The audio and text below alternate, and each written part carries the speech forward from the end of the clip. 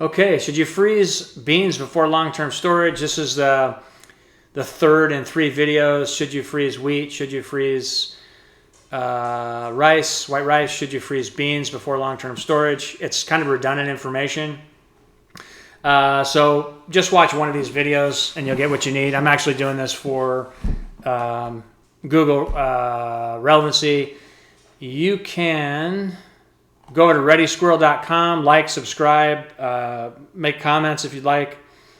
Let's get right down to it. Should you freeze beans before long-term storage? To freeze beans or not to freeze beans, that is the question. This month I'm repackaging 72 pounds of dry black beans into oxygen-free food-grade buckets. Should I freeze the beans to kill weevil eggs, or is there a better way? There is definitely a better method of controlling bugs than freezing. And here's the encyclopedia version of the answer. Do not freeze beans before long-term storage. Freezing to kill bugs, eggs, and pupa is not as reliable as storage in an oxygen-free container.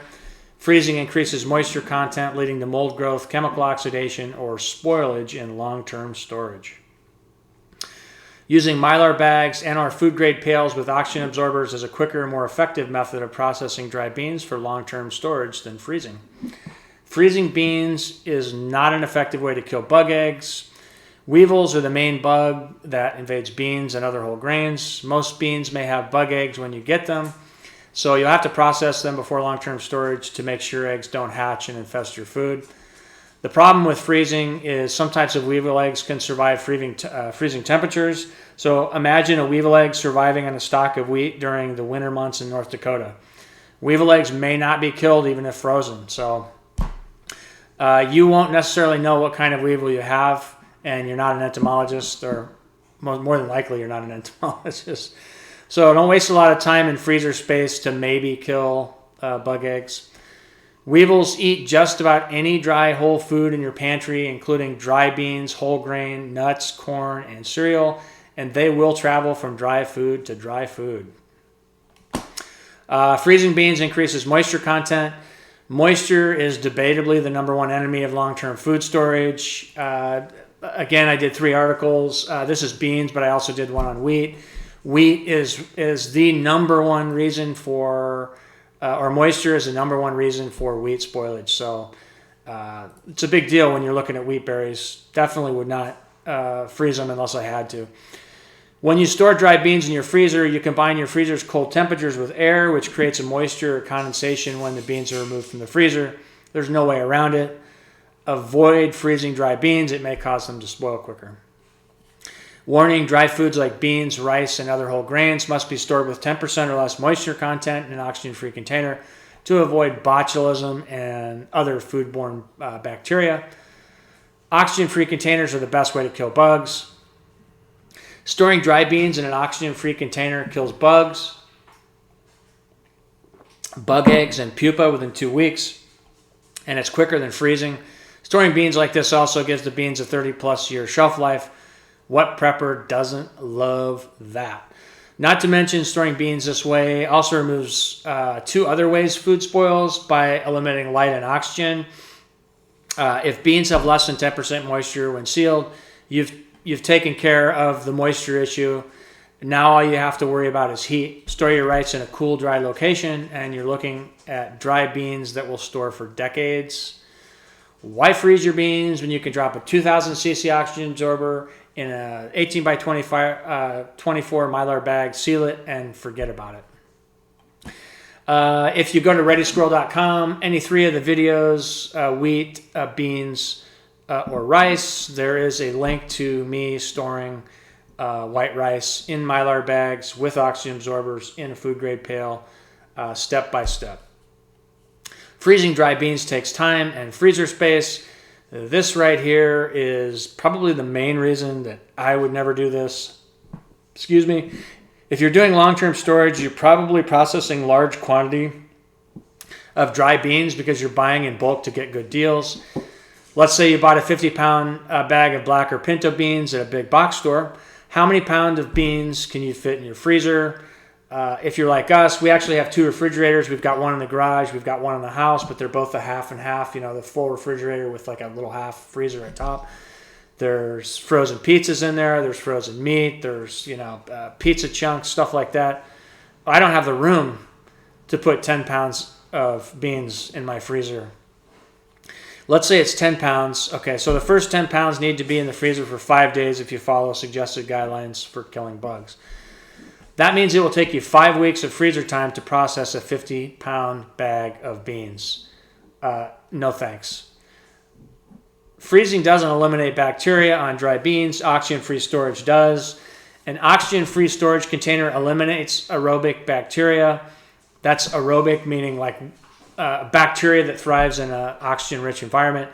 Freezing beans before storage may actually create a healthier environment for anaerobic bacteria to multiply. Bacteria like botulism thrive in a high moisture, low oxygen environment, and vice versa for the aerobic bacteria. Basically what I'm saying is moisture is bad in an aerobic and in an anaerobic environment when it comes to bacteria. You want to repackage beans, so don't freeze them.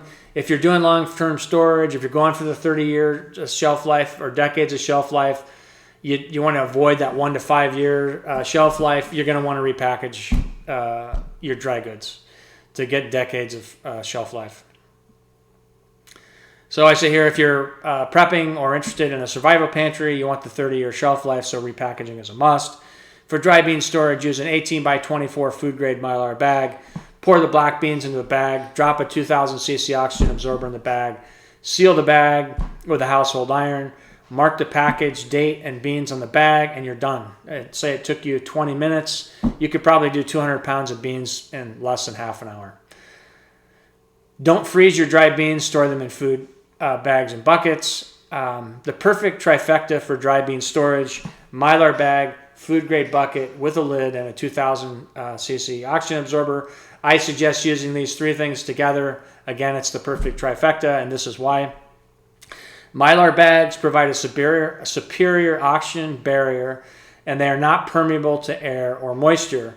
Better than any DIY container other than maybe number 10 cans, but these aren't available to everyone. A lot of people that are canning their own food number 10 cans are actually going to LDS canneries.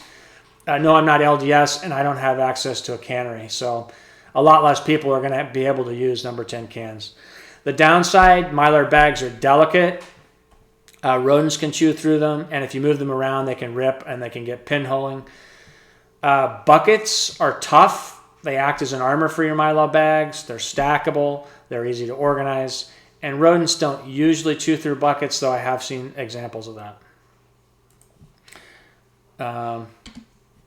The downside to just using buckets is that they're permeable to air, and lid seals are spotty. There's actually a couple of videos out there there's actually one video of an engineer, older guy, maybe retired, and he's like he's testing these things with water. And anyway, the end result was he bought these buckets with what were supposed to be seals on the lids, and all of the seals on the lids failed. So something to consider.